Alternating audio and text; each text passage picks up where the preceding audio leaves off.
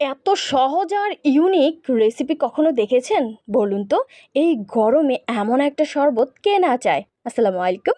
Welcome to modern news page থেকে Jessica video. আজ আপনাদের জেসি আপু আপনাদের জন্য খুব সহজ একটা শরবতের রেসিপি নিয়ে আসছে। এই যে দেখুন, একটি মাত্র আম দিয়ে আপনি ১ গ্লাস শরবত খুব সহজে বানাতে পারবেন। আমরা যেহেতু ৫ জন তাই আমি এখানে ৫টা আম নিয়েছি।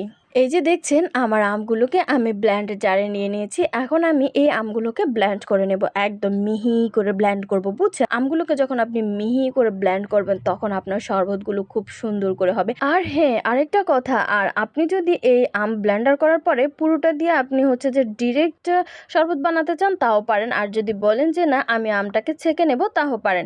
তো ছেঁকে নেওয়ার জন্য আপনাকে প্রথমে যেটা করতে হবে, এই আম ব্লেন্ডার করার পরে সেখানে আপনি ঠান্ডা ঠান্ডা কুল পানি মিক্স করে দেবেন। মিক্স করে দেওয়ার পর বাকি ইনগ্রিডিয়েন্টসগুলো মিক্স করে তারপরে হচ্ছে আপনাকে চাখতে হবে।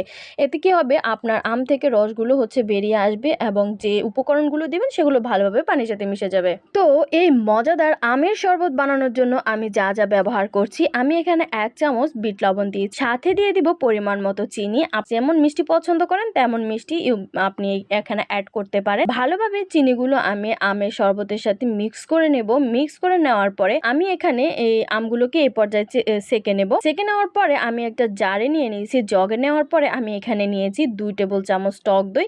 আর টক দইগুলোকে আমি ভালোভাবে ফেটিয়ে নিয়েছি। গরমের মধ্যে এরকম আমের সাথে দধি মিশিয়ে, টক দই মিশিয়ে আপনি যখন এই মজাদার আম শরবতটা বানাবেন না, আপনার কাছে এত বেশি মজা লাগবে আর এত প্রশান্তি আপনি পাবেন যেটা ভাষায় প্রকাশ করার মতো না।